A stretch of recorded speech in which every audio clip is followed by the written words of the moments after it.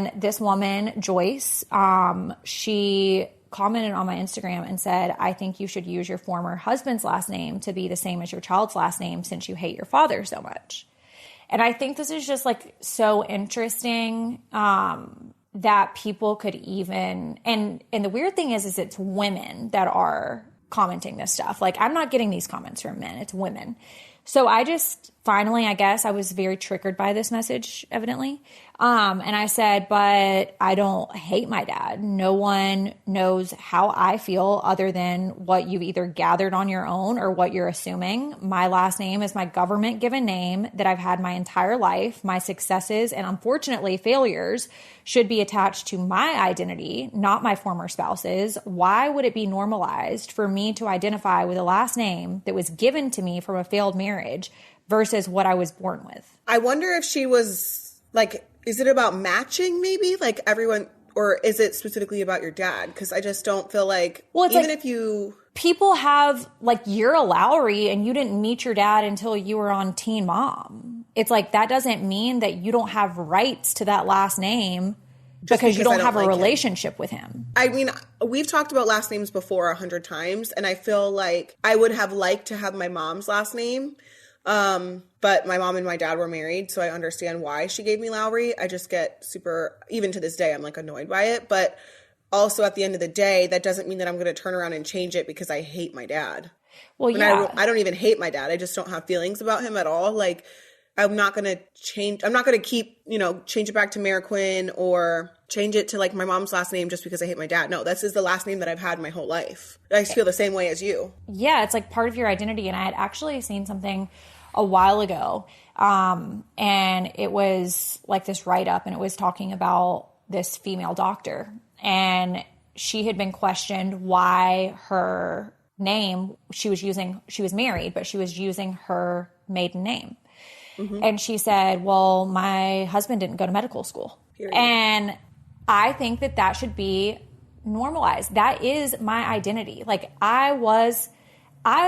for anyone who's listening, I was the OG Chrisley kid. Like, I started this. So just because now people know the last name or because there's a show associated doesn't mean that I don't have right to my last name that I have been my entire fucking life. I agree with you. I am all the way next to you on this one. So we're going to switch gears a little bit. This one is a little bit heavier. Did you know that in the last year, rates of anxiety and depression have doubled in the US? Because these days it can take weeks to even get a traditional therapy appointment. And did you know that psychiatrist visits can cost up to $500 per session? And then traditional therapy visits are well over $1,000 per session. That can add up to thousands of dollars per year. I know that firsthand because I go to therapy twice a week. It's super expensive and it's really hard to get into at this point. Cerebral is an online mental health service that offers prescription medication, counseling, and therapy for anxiety, depression, ADHD, insomnia, and more. One of the few services that provides prescription medication online through a licensed provider and ships medication straight to your door. So you can skip the pharmacy lines. They have unlimited messaging with your care team. And with the Cerebral mobile app, it's like having your personal care team wherever you are. And you can connect with your counselor and therapist on your own schedule through your laptop or the Cerebral mobile app and schedule sessions based on what's most convenient for you, which is awesome. And you don't have to wait weeks to be seen.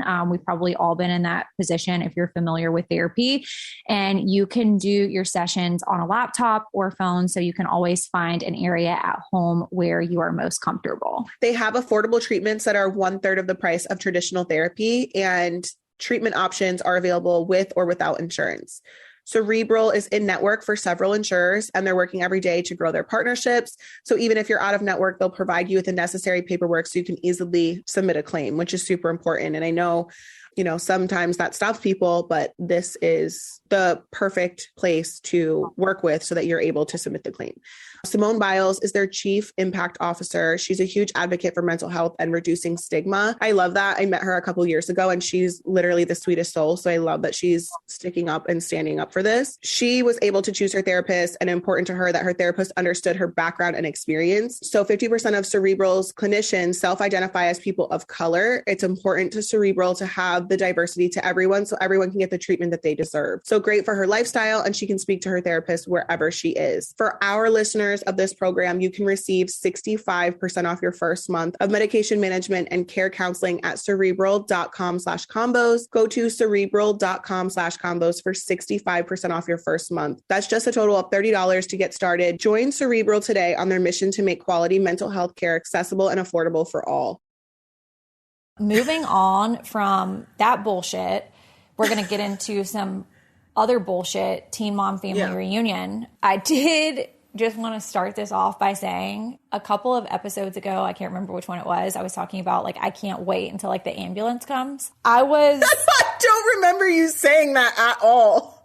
I definitely did. And I was disappointed why it came. Yeah, it definitely was it was obviously advertised way more dramatically than what actually occurred.